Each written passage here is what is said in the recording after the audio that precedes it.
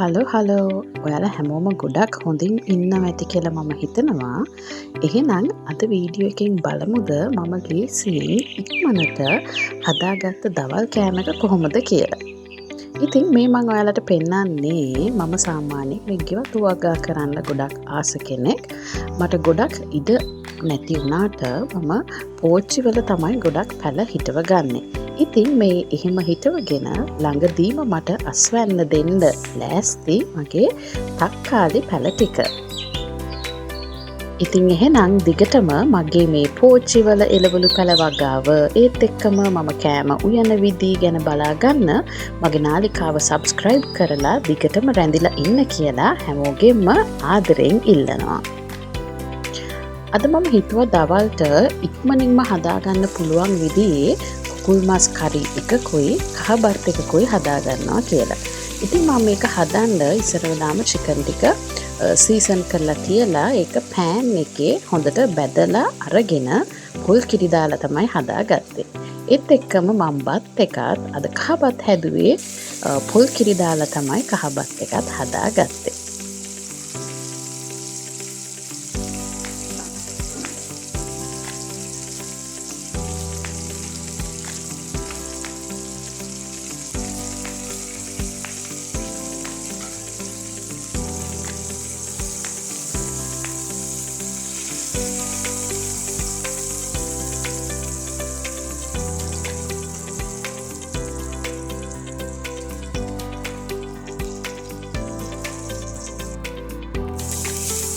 දැන් මම බත් එක හදාගන්න යන්නේ.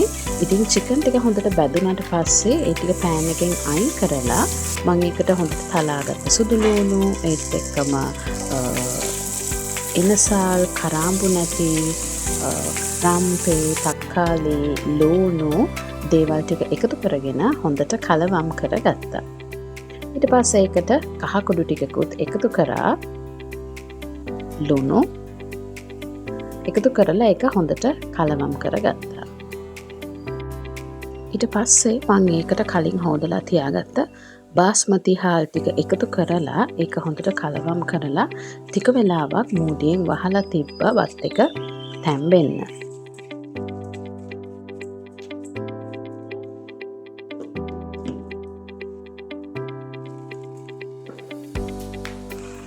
ඊට පස්සේ මම ඒකට පොල් කිරි එකතු කරගත්තා අවශ්‍ය ප්‍රමාණයට. ඒකල ඒ කිරි එකෙන්ම තමයි බත් එක ඉදෙන්න තිබ්බේ.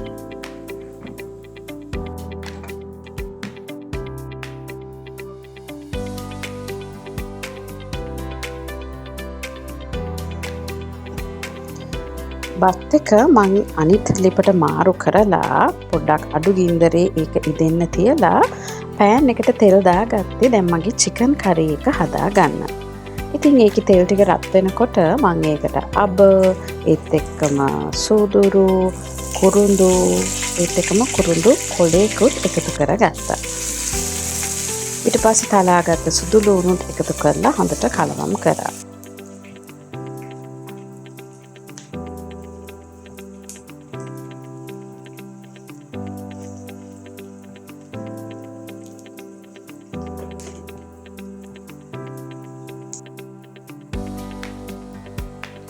බත් එක දැන් හොඳට තැම්බිලා තියෙන්නේ. මම ඒකට උඩින් මේ ලුණු කොළ ටිකක් එකතු කරගත්තා. ඊට පස්සේ තවත් ටික වෙලාවක් වහලා තිබ්බා. දැන් මම මස් එකට ඕනේ කරන ලුණු, අමු මිරිස්, කරපිංචා, තක්කාලි දේවල් ටික එකතු කරගෙන හොඳට කලවම් කරගත්තා.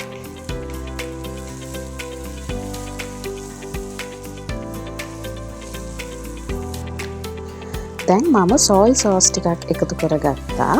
ඒත් එක්කම තෙලෙන් බැදගන්න මම අමුතුන පහකුඩු, මිරිස් කුඩු, ඒත් එක්කම කහ සහ ලුණු එකතු කරගත්තා.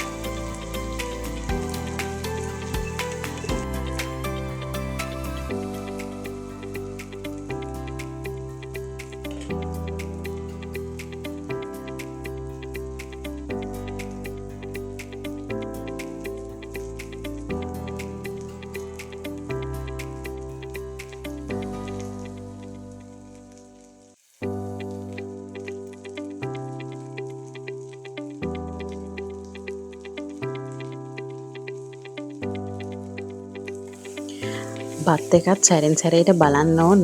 මොකද වෙනදට ලේසියට රයිස් කුකර් එකේ උයනවට අද මං ගෑස් එකේ තමයි බත් එක හැදුවේ. ඉතින් දැන් මේක ලූණු ටික එහෙම හොඳට තැම්බුණාට පස්සේ මම ඒකට මිටිකිරි එකතු කරගත්තා. මිටිකිරි ටිකත් එකතු කරලා ඒක හොඳට උතුරගෙන එනකොට තමයි මම බැදපු චිකන් ටික එකතු කරගත්තේ.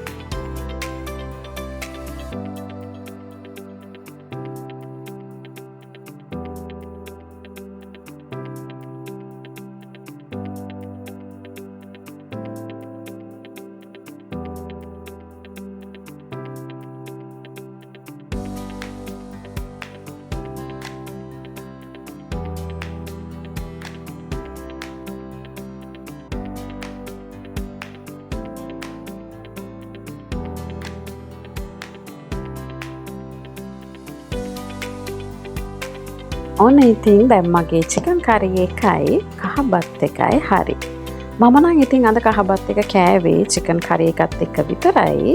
ඉතින් ඔයාලට ඒ දෙක විතරක් මදි කියලා හිතෙනවා නම් තා මොන හරි සලාදයක් එහෙම නැත්නම් ඔයගොල්ලන්ට කැමති කරි එකක් එකතු කරගන්න පුළුවන්. ඉතින් මෙහෙම තමයි අද මගේ දවල් කෑම එක.